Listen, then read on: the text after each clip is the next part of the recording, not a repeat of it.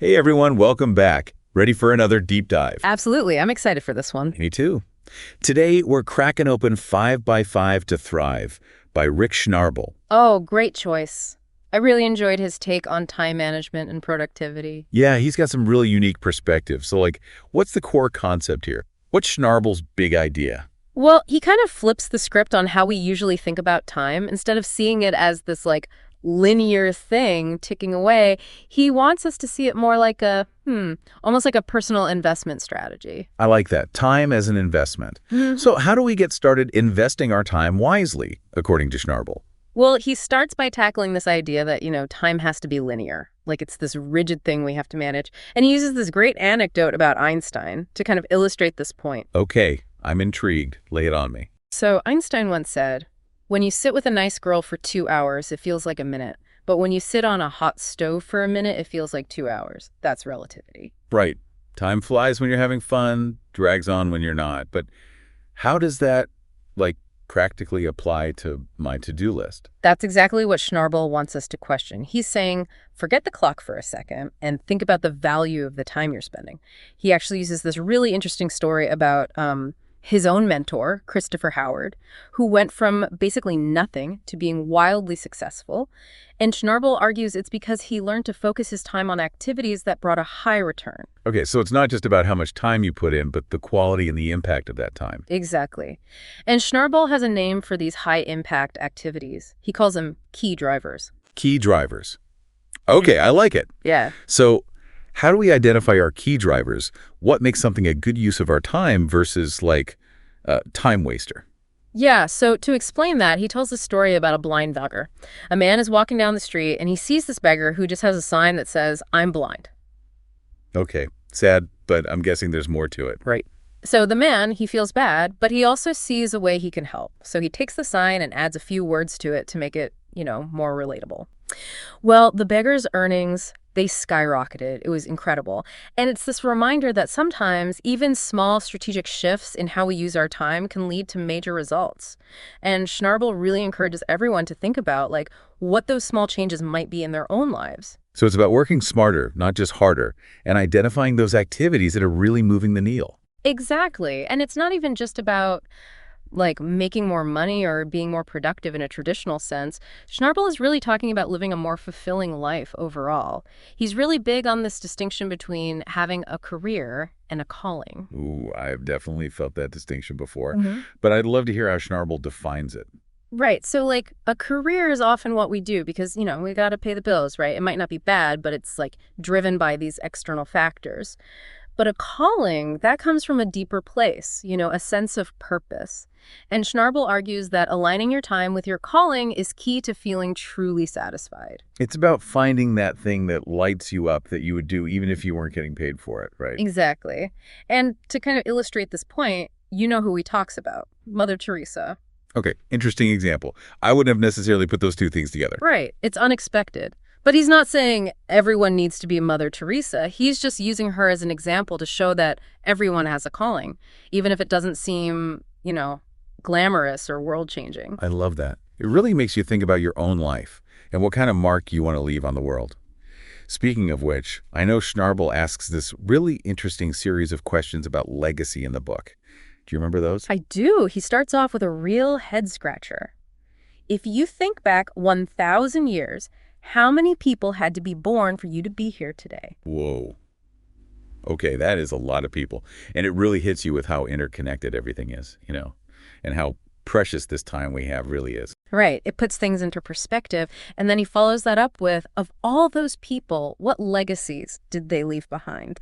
Did they make their little corner of the world a little bit brighter? Did they make it a little bit better?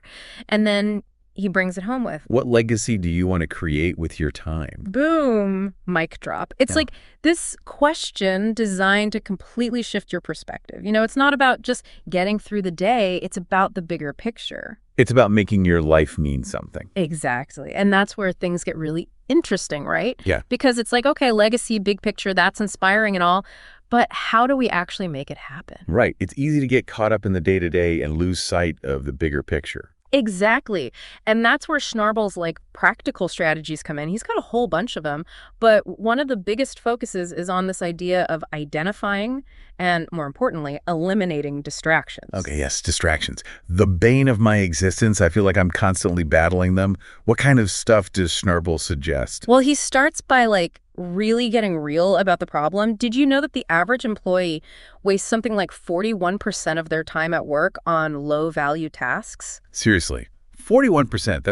That's depressing. It's a lot of time. And then on top of that, 53% are losing at least an hour each day to distractions. So if we're talking about almost half the work week, gone. Just like that. It adds up. And the worst part is it's not entirely our fault. Schnabel talks about how these platforms like social media, even games, they're practically designed to be addictive. Oh, 100%. Everything's algorithms and notifications these days. Right. They're hijacking our brain chemistry, all for profit. And you know what's really interesting? Schnabel actually gets really honest about his own struggles with this in the book. He tells this whole story about a sniper game. Oh, yeah, Sniper 3D. It's kind of hilarious, actually, but also kind of scary. He downloaded it just to see, how addictive it really was, and within days, he was hooked. No way. The time management guru himself falling prey to a mobile game. It just goes to show how powerful these things are. He was spending hours playing, neglecting other things he needed to do, even his family at times. Oh, that's rough. Huh. But I guess at least he was good at the game. He said he became a top-ranked player, but then he had this realization, it's he's winning the game but losing at life. Ouch. That's a wake-up call. Big time. He estimated he'd wasted thousands of dollars in potential income, not to mention, the toll it took on his relationships. So what's the solution? Does Schnabel have a detox program for our brains? Well, he doesn't just leave us hanging there in a panic. He does provide a ton of practical strategies to reclaim our time and attention. Okay, good. Give me the good stuff. What are some of those strategies? One of his big ones is this system he calls GASMM. He calls it GASM. Yeah, I know. It's a little awkward, but it stands for goals, actions, strategies, measures. Okay, that makes more sense. So GSM is about getting things done, not getting distracted. You got it. And he also talks about the importance of identifying your personal time wasters, what are the things that suck up your time without you even realizing it? He actually gives this list of 25 common ones, things like, pointless meetings, perfectionism, even just indecision. Oh, indecision is a big one for me. I can waste so much time just trying to decide what to eat for lunch. Right. But the point is to just become aware of where your time is actually going, and then you can start making changes, even small ones, to get more of it back. So what about those of us who are already overwhelmed just thinking about our to-do lists? Does Schnabel offer any quick wins? He does. He talks about this classic productivity hack called the Ivy Lee method. Have you heard of it? Vaguely. Remind me how it works. So it's incredibly simple. You write down your 6 most important tasks for the next day, you prioritize them, and then you work on them, one at a time, no distractions, until they're done. That sounds almost too simple. I know, right? But the story goes that Charles Schwab, the steel tycoon, he was so impressed with this method that he paid Ivy Lee, the consultant who shared it with him, a small fortune for it. Whoa. Okay, maybe there's something to it then. It sounds like the beauty of it is in its simplicity. Exactly. And in today's world where we're just constantly bombarded with distractions, that kind of focus and intentionality is more valuable than ever. It's about being present with the task at hand. Exactly. And that kind of reminds me of another point that Schnabel makes, which is something we touched on earlier, this idea of the unseen forces that can control our time and attention if we're not careful. Oh, right. You got a little philosophical there. What did he mean by that? Yeah. Yeah, who or what are these unseen forces trying to control our time and attention? It felt kind of ominous. It's easy to feel that way, right? We're being played. But really, he's just saying that our attention is a commodity, and there are a lot of players in the game who profit from us being distracted, tired, and, addicted. Addicted to what? Our phones? Social media? All of the above. And more. Think about it. Our whole consumerist culture is set up to keep us wanting more. Always chasing the next thing, the next upgrade, the next dopamine hit. Okay, yeah, I see what you mean. And the thing is, even when you get that next thing, it's it's never enough. You're always on to the next thing. It's exhausting. Exactly. It's this never-ending cycle. And all the while, we're being bombarded with advertising that's scientifically designed to tap into our insecurities, our desires, our FOMO. It's no wonder we feel so overwhelmed. So, okay, what's the solution? How do we break free? Does Schnabel have like a step-by-step guide to unplug from the matrix? Well, he's a big proponent of what he calls a radical shift in consciousness. Okay, that sounds intense. What does that even mean? It's about questioning everything. Who benefits from our distraction? Who profits from our discontent? Are we truly making our own choices? Or are we being influenced in ways we don't even realize? Okay, so awareness is the first step. But what do we do with that awareness? How do we actually change our behavior? That's where the real work begins. It's about being incredibly intentional with our choices, about what we consume, how we spend our time, what we allow to occupy our minds. Easier said than done, right? I mean, those distractions are everywhere. They are, but even small changes can make a big difference. Start by just becoming aware of your own triggers. What are the things that send you down a social media rabbit hole? What stresses you out? And then once you know what those are, you can start to build in some defenses, like maybe you need to set some limits on certain apps or schedule in more downtime for yourself. It's about taking back control, right? Oh, yeah. Reclaiming our time and attention for ourselves. Exactly. And using that time and energy to focus on the things that truly matter to us, not the things that algorithms or advertisers or anyone else tells us should matter. It's about defining success on our own terms. Yes, living a life that's aligned with our values. That's awesome. And I think that's a perfect place to leave it. So much to think about.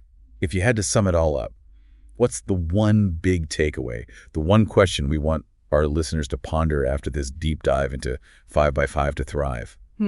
That's a good one. I think it would have to be this. If you stopped measuring your life by the number of years you've lived, and instead measured it by the quality of your experiences, the depth of your connections, and the impact of your contributions, how would your perspective on time change? How would your priorities shift? What would you do differently? Wow. That is a powerful question. Really makes you stop and think, It does, right? Well, that's all the time we have for today's deep dive. Huge thanks to our expert for breaking down 5x5 to Thrive with us. And to our listeners, thank you for joining us. Remember, time is a gift, but it's up to us to unwrap it and discover its full potential.